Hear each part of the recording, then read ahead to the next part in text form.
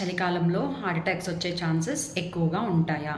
Chances ఎక్కువగానే ఉంటాయి. దీనికి గల రీజన్స్ ద ఫస్ట్ వన్ వచ్చేసి చలికాలంలో మన బాడీలో ఉన్న బ్లడ్ అనేది థిక్కెన్ అవుతుంది, అంటే మందంగా తయారవుతుంది.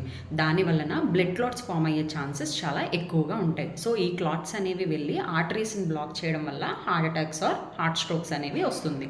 అండ్ సెకండ్ రీజన్ వచ్చేసి చలికాలంలో మన బాడీ టెంపరేచర్ని మెయింటైన్ చేయడం కోసం మన బాడీలో ఉన్న బ్లడ్ వెజల్స్ అనేవి కన్స్ట్రిక్ట్ అవుతాయి. This is called vasoconstriction. దీని వలన మన బాడీలో బ్లడ్ ప్రెషర్ అనేది ఇంక్రీజ్ అవుతుంది. So as the blood pressure increase అవ్వడం వల్ల హార్ట్ మీద ఎక్కువ లోడ్ పడుతుంది.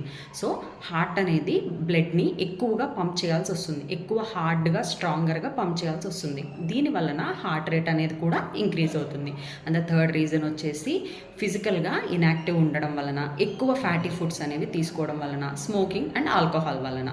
సో ఈ రిస్క్ అనేది అందరిలో ఉన్నప్పటికీ బట్ ఎక్కువ రిస్క్ ఎవరిలో ఉంటుంది అని అంటే షవలింగ్ స్నో, అంటే మంచులో పనిచేసే వాళ్ళల్లో, ఆల్రెడీ హార్ట్ ప్రాబ్లం ఉన్న వాళ్ళల్లో, smokers, alcoholics, sedentary life style, physically inactive ఉన్న వాళ్ళల్లో ఈ ఛాన్సెస్ అనేవి ఎక్కువగా ఉంటాయి.